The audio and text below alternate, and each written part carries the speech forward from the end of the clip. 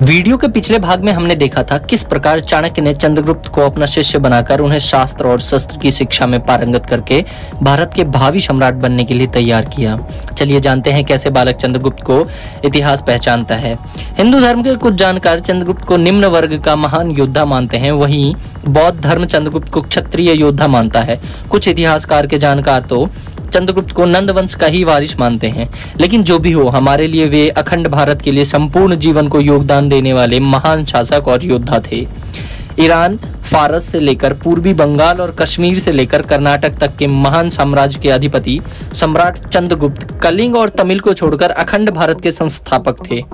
जब चंद्रगुप्त शिक्षा पूरी करके जंगल में अपनी सेना एकत्रित कर रहे थे, उसी समय विश्व विजेता सिकंदर राजा पोरस पर हमला करने की तैयारी कर रहा था।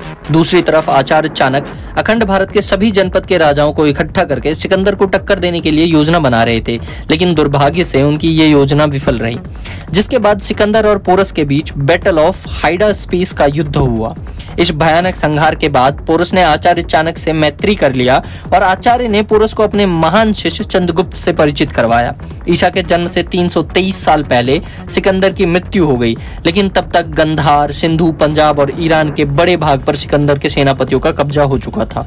इसी मौके का फायदा चंद्रगुप्त मौर्य ने उठाया और अपनी सेना के साथ पंजाब के यूनानियों पर ताबड़तोड़ हमले किए, जिसके बाद यूनानियों ने पंजाब के क्षेत्र को खाली कर दिया। अब संपूर्ण पंजाब पर चंद्रगुप्त मौर्य का शासन हो चला था। इतिहास ने इस घटना को चंद्र राज्यरोहण का नाम दिया। पंजाब के राजा अब चंद्रगुप्त मौर्य थे और चाणक्य वहां के प्रधानमंत्री।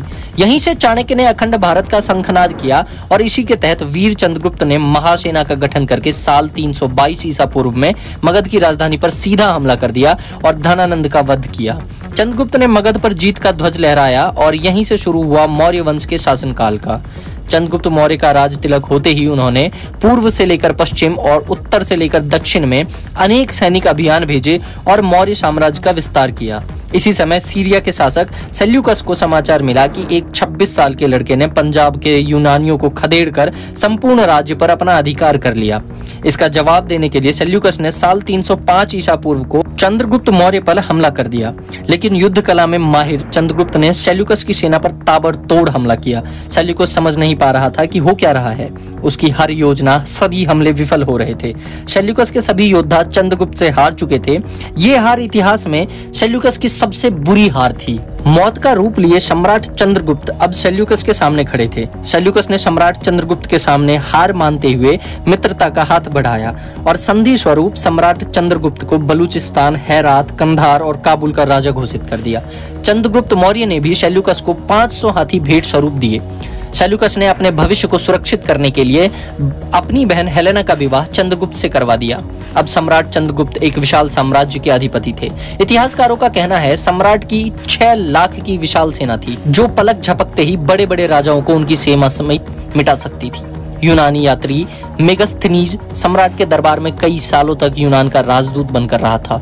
इन्हीं राज्य विस्तार के समय में मौर्य साम्राज्य में 12 साल का अकाल पड़ा, जिससे चंद्रगुप्त मौर्य बहुत चिंतित हो गए और उस उपाय को ढूंढने के लिए ब्राह्मणों और संतों की सभा बुलाई।